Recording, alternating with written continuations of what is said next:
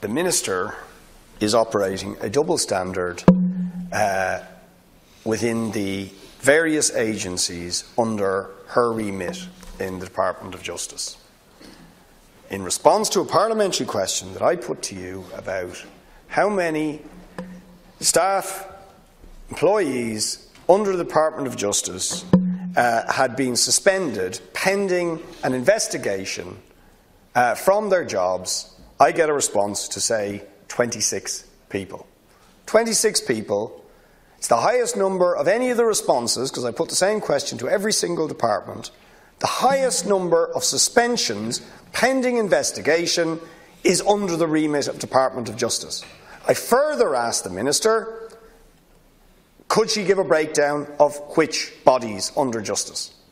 I have not still got an answer. Several weeks after I put the question. The information is not available, I was told.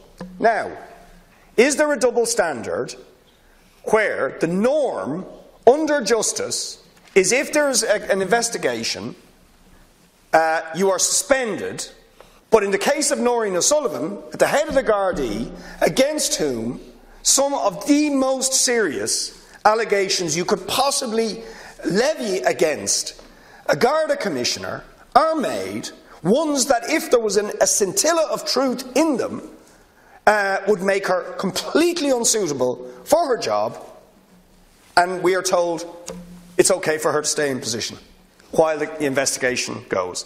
And in fact, this House was informed wrongly, that it wasn't normal practice to remove people in these conditions, but in fact that's exactly what happens under justice for other employees. But for the Commissioner, no. And we get bogus arguments about due process. The fact of the matter is, we can't prejudge the outcome of the investigation, but it is normal practice in justice that if there are serious allegations, people are suspended. Why does that happen? Obviously, because there's a potential, if somebody remains in position, that it compromises the investigation. Now, how could that not be, where could that be more true than in an investigation into the Garda Commissioner at the level that we are talking about, and given the seriousness of the allegations which are being levied against her?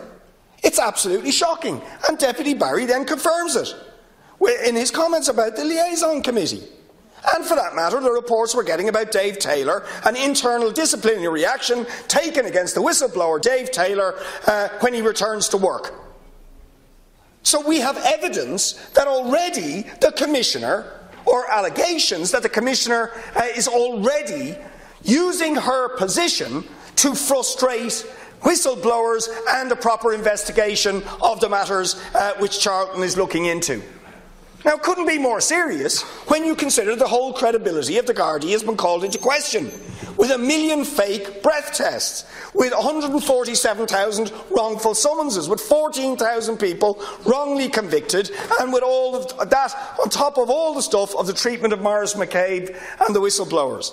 I mean, seriously, the reputation of the Guards are in shreds. The failure of Noreen O'Sullivan to give the information about all of this to the police authority. The fact that she knew about it for 3 years and we only hear about it in March 2017.